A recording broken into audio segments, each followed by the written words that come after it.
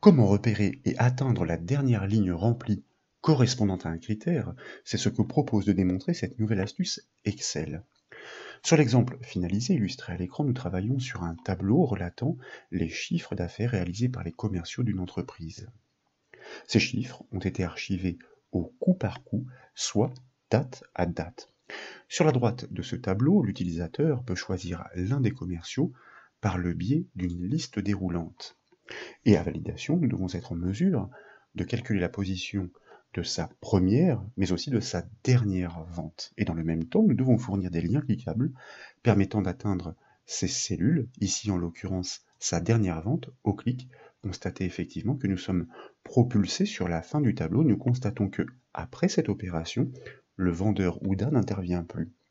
Enfin, et comme vous pouvez le voir, une mise en forme conditionnelle doit faire ressortir dynamiquement et en couleur ces deux lignes remarquables. Pour la démonstration de cette nouvelle astuce Excel, nous proposons de baser nos manipulations sur ce tableau des chiffres d'affaires qu'il s'agit donc de récupérer. Et bien sûr, il est offert comme toujours au téléchargement depuis le site bombache.fr. Vous pouvez noter que les indices de ligne sont repérés en première colonne du tableau. Il s'agit d'une numérotation relative car elle débute à partir de la première ligne du tableau et non de la feuille. Les trois dernières colonnes du tableau sont nommées. Vous pouvez le constater en déployant la zone nom en haut à gauche de la feuille Excel. Celui qui nous intéresse représente la plage des vendeurs. Elle est reconnue sous l'intitulé vendeur au pluriel. Et nous allons l'utiliser pour la construction des formules. Pour trouver le dernier résultat du commercial choisi avec la liste déroulante, nous devons engager un raisonnement matriciel.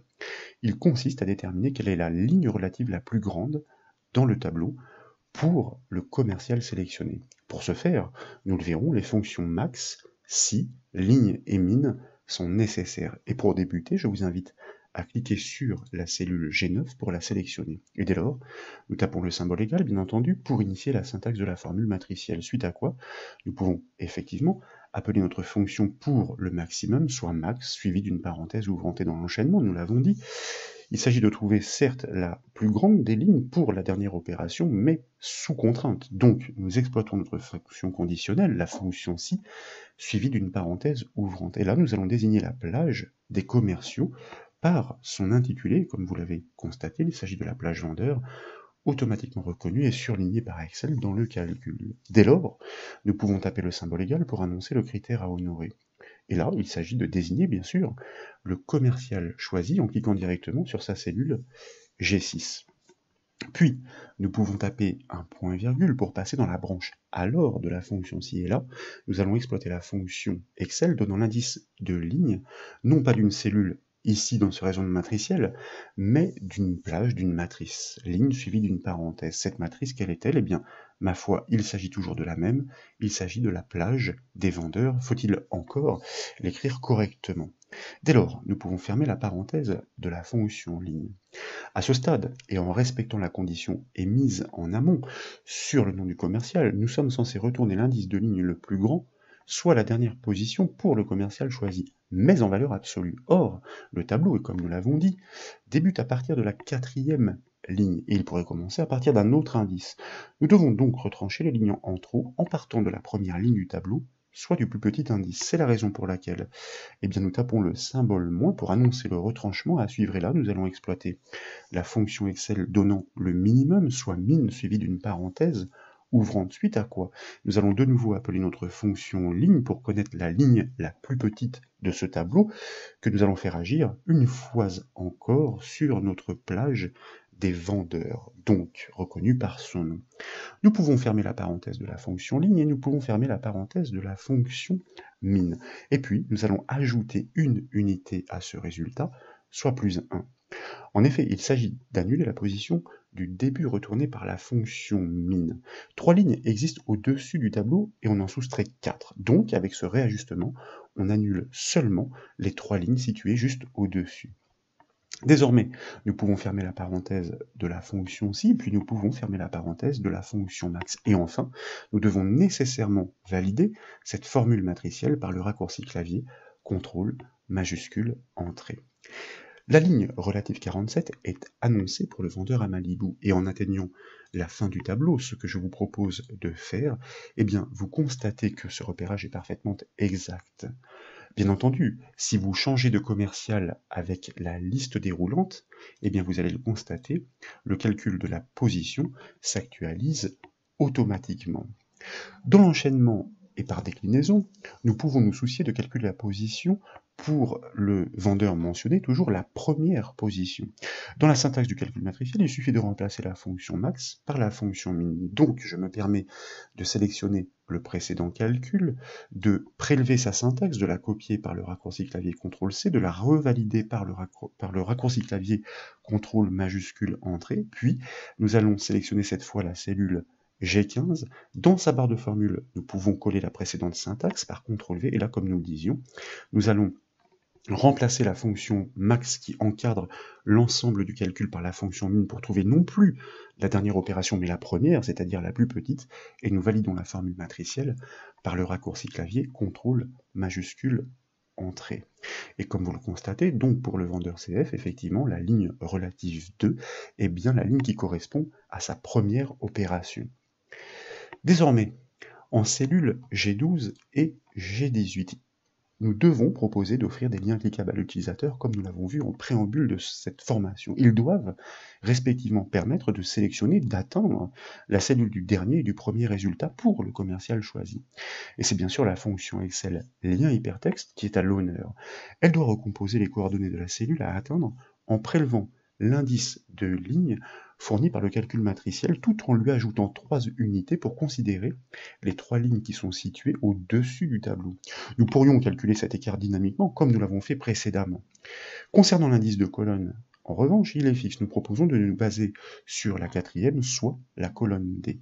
Donc, tout d'abord, en cellule G12, eh bien, je vous propose de taper, de construire le calcul suivant, égal bien sûr. Ensuite, nous appelons notre fonction, comme nous le disions, lien hypertexte, et puis nous allons recomposer ces coordonnées. Comme vous le savez, nous devons tout d'abord préfixer, quand il s'agit de pointer en interne dans une feuille, nos références, nos coordonnées d'un hashtag, donc le symbole du dièse, en colonne D. Ça, c'est la partie statique, donc nous la mentionnons entre guillemets, nous fermons les guillemets, et nous allons concaténer cette partie statique à la partie dynamique, retournée par notre précédent calcul matriciel, donc en cellule G9, résultat auquel nous ajoutons 3 unités comme nous l'avons annoncé, donc G9 plus 3, et à ce stade, je vais me permettre de récupérer ce petit bout de syntaxe. Pourquoi? Eh bien tout simplement parce que, en deuxième argument de cette fonction lien hypertexte, nous devons inscrire en lieu et place de ce lien cliquable, c'est-à-dire des coordonnées de cette cellule que nous venons de construire à atteindre, le texte à afficher. Tant qu'à faire, je vous propose de répliquer ces coordonnées recomposées, mais que nous allons associer à un texte explicatif, donc entre guillemets, sans omettre les espaces, par exemple, l'indication atteindre, pour bien comprendre que l'utilisateur doit cliquer sur ce lien afin de pouvoir sélectionner cette cellule. Et donc, ensuite, eh bien, nous allons valider ce calcul par le raccourci clavier CTRL-Entrée de manière à conserver la cellule active. Et dans l'enchaînement, ce que je vous propose, c'est de copier ce calcul et de le coller directement en cellule G18 pour constater que, eh bien, ma foi, notre formule s'adapte fort logiquement, automatiquement, dans la mesure où nous n'avons pas exploité les références absolues. Cela signifie que nous ne pointons plus sur le calcul en G9, mais sur le calcul en G15. Et comme vous le constatez désormais, au clic sur ce lien, nous allons effectivement directement repérer en position absolue cette fois, eh bien la première opération pour ce vendeur. Et comme toujours, si nous modifions le nom du commercial dans la liste déroulante et que nous cliquons, tiens pourquoi pas sur le premier de ces deux liens, nous allons directement être propulsés à la fin de ce tableau, et une fois encore, résultat parfaitement cohérent, puisque pour le vendeur GALS, la dernière opération, sans appel, eh bien, est ici la dernière ligne de ce tableau. Enfin, pour une solution dynamique plus aboutie, nous proposons de faire ressortir en couleur les lignes repérées par les positions des calculs matriciels. Pour cela, il suffit simplement de faire la correspondance entre les nombres de la première colonne du tableau et les positions extraites en G9 et en G15. En effet, et malgré les apparences, ce sont bien des nombres qui sont inscrits dans la colonne B de ce tableau. Vous pouvez le constater en sélectionnant l'un d'entre eux, comme ici, et en consultant sa barre de formule. C'est simplement un format personnalisé qui permet de lui associer une lettre à l'affichage. Je vous propose donc tout d'abord de sélectionner l'ensemble des données de ce tableau. Il s'agit en l'occurrence ici de la plage qui va de B4 à E51, car il s'agit des cellules potentiellement concernées par ce repérage dynamique. Et dans l'enchaînement, dans la section style du ruban accueil, nous cliquons sur le bouton mise en forme conditionnelle, nous choisissons de bâtir une nouvelle règle. Dans la boîte de dialogue qui suit, nous indiquons que cette nouvelle règle doit être construite à partir d'une formule. Nous cliquons dans la zone de saisie du dessous justement pour pouvoir la construire, et pour cela, nous initions la syntaxe avec le symbole égal.